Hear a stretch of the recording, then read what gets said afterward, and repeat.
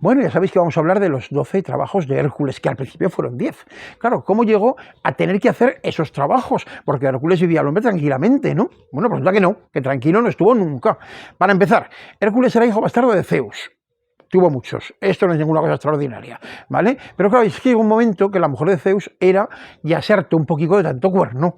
Entonces, ¿qué ocurre? Pues que a Hércules le cogió una manía especial, lo tenía enfilado. Entonces, lo intentó matar ya de pequeño, le mandó unas serpientes a la cuna que no sirvieron de nada, porque Hércules las estranguló, Hércules era fuertote desde siempre, y después de eso, ya siendo adolescente, le dio una especie de bebedizo, con lo cual Hércules perdió la razón. Y pensó que su mujer y sus hijos, porque ya estaba casado, para entonces, su mujer y sus hijos eran enemigos que les atacaban, así que los mató. Cuando recuperó el sentido y se dio cuenta, pues claro, ¿qué hizo? Pues se apartó del mundo, se apartó de la gente, se fue a vivir a un bosque solo. Y allí, totalmente abandonado, pues recibió una visita que era la de su hermano Ificles. Ificles le dijo: Hércules, tú lo que tienes que hacer es ir al oráculo de Delfos, a ver qué te dice. Y claro, ¿qué es esto del oráculo de Delfos? Un oráculo es un lugar, era una especie de santuario del mundo antiguo dedicado al dios Apolo, un dios muy relacionado con la adivinación, donde estaba la pitonisa.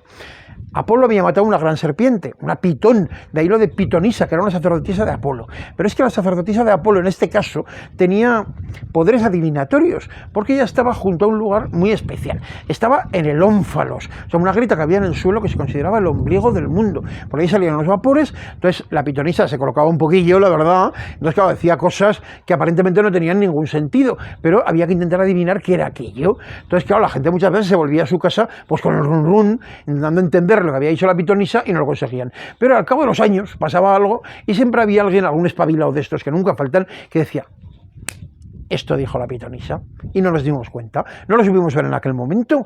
Bueno, la cuestión, lo que me importa: Hércules llega al santuario de Apolo, a Delfos, y el oráculo le dice que tendrá que resolver 10 trabajos.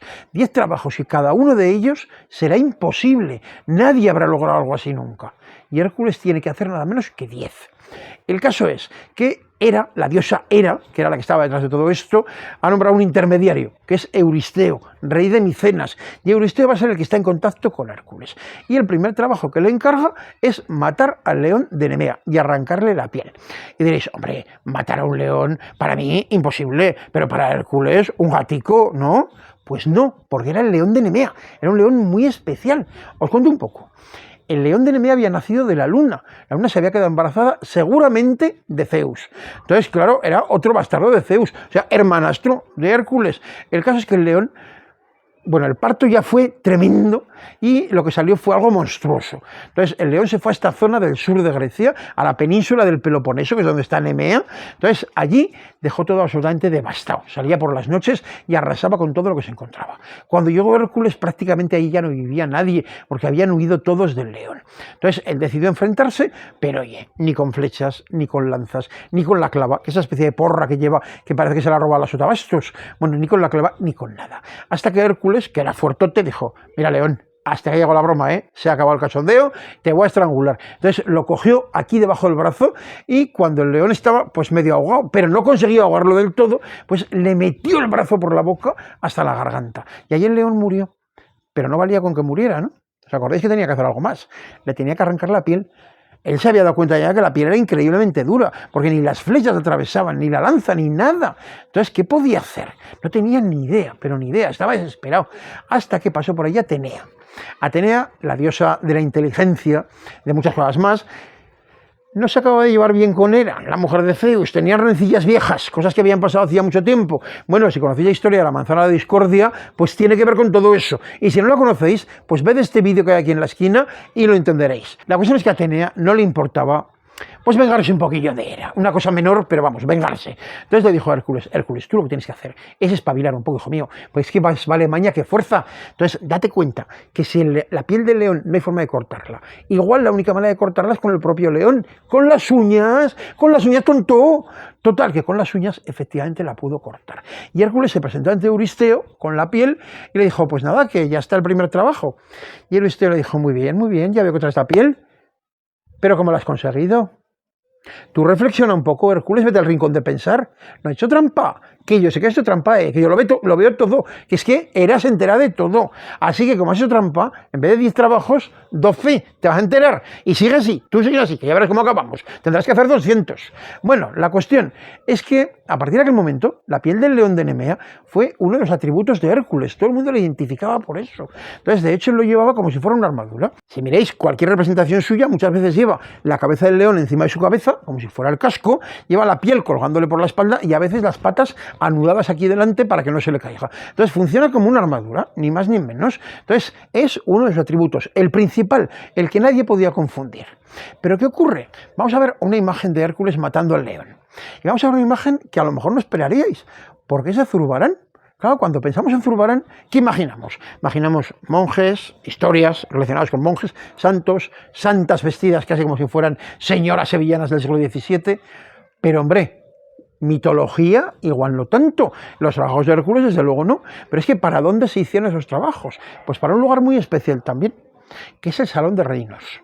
Mirad, a mitad del siglo XVII, un poco antes, el conde duque de Olivares le hace un palacio al rey, a Felipe IV. Ese palacio es el Palacio del Buen Retiro. Ha quedado el nombre y algunas construcciones. Por ejemplo, si conocéis el Casón del Buen Retiro, que pertenece al Museo del Prado, bueno, pues eso era el salón de baile. Muchos lo recordaréis de hace muchos años, cuando vino el Guernica de Nueva York y se instaló allí, pero ahora mismo es la biblioteca del Museo del Prado. Entonces, por ejemplo, ese salón de baile pertenece a lo que fue el Palacio del Buen Retiro. Pero hay otro espacio más importante, que es el Salón de Reinos. El Salón de Reinos está en lo que durante mucho tiempo fue el Museo del Ejército, hasta que se lo llevaron a Toledo. Entonces, ese lugar quedó vacío. Y entonces el Prado empezó a maquinar un proyecto extraordinario. ¿Por qué? Pues porque la magnífica decoración del Salón de Reinos se conserva prácticamente completa en el museo, en el Prado. ¿Quién dirigió aquella decoración? Pues ni más ni menos que Velázquez. Entonces era una especie de exaltación de la monarquía. ¿Por qué se llama Salón de Reinos? Pues porque en la parte de arriba estaban pintados los escudos de todos los reinos de la monarquía hispánica. Pero es que además en la parte principal estaba la dinastía. O sea, la idea de la legitimidad, de la continuidad de la dinastía. Por un lado, Felipe III y su mujer, en uno de los dos cortos. Por el otro, justo enfrente, Felipe IV y la suya, y en medio una puerta. Y encima de la puerta, entre medio de los dos, el príncipe Baltasar Carlos a caballo, como ellos, la esperanza de la monarquía, el heredero, la sucesión. Luego la esperanza se rompió, porque el príncipe murió siendo adolescente, murió en Zaragoza, por cierto, y bueno, pues habría diferentes opciones que se irían cayendo con el tiempo. Una fue la infanta Margarita, que es la que está en las Meninas, que fue princesa de Asturias, pero luego se convirtió en emperatriz de Austria por matrimonio. Cuando nació su hermano, Felipe Próspero, porque dijeron, bueno, pues Felipe Próspero será el heredero, por tanto Margarita se puede ir para Viena. Pues Felipe Próspero, enfermizo, al que Velázquez pintó maravillosamente, murió también. Al final, el que heredó fue Carlos II, también enfermizo, con un grado de consanguineidad bestial, absolutamente terrible. De hecho, Carlos II, el hechizado, no consiguió tener herederos. Con él acabó la dinastía. En cualquier caso, tenemos los reinos, tenemos la dinastía y alrededor tenemos las batallas que se vencieron en la época de Felipe IV. Una de ellas, las lanzas, la rendición de Breda de Velázquez. ¿No conocéis su historia? Pues en este vídeo la podréis encontrar. ¿Qué más tenemos? Bueno, pues algo muy importante que aún no hemos mencionado, los 12 trabajos de Hércules que le encargaron a Zurbarán. ¿Y qué pinta Hércules en medio de todo esto? Pues pinta mucho, porque ya desde el siglo anterior, desde el Renacimiento, la monarquía española se consideraba heredera de Hércules. Carlos V se consideraba prácticamente un descendiente de Hércules. De hecho, él cogió un lema de Hércules. Hércules, cuando había puesto las columnas a los lados del estrecho de Gibraltar, pues había escrito en ellas, non plus ultra, no se puede ir más allá. Carlos V, para su escudo cogió las columnas, pero quitó el non plus ultra. Claro que se podía ir más allá, a mitad no, hacia 1520, 1530, Cortés y Pizarro estaban recorriendo gran parte de Sudamérica, Centro y Sudamérica. Entonces, ya digo, él se entroncó directamente con Hércules, se consideraba, ya digo, prácticamente un sucesor, con lo cual esa vinculación pues se mantuvo, y cuando se hizo el Salón de Reinos, los trabajos de Hércules allí eran lo más lógico del mundo. Hablaremos de más lugares y de más obras de arte relacionadas con Hércules, pero eso el próximo día.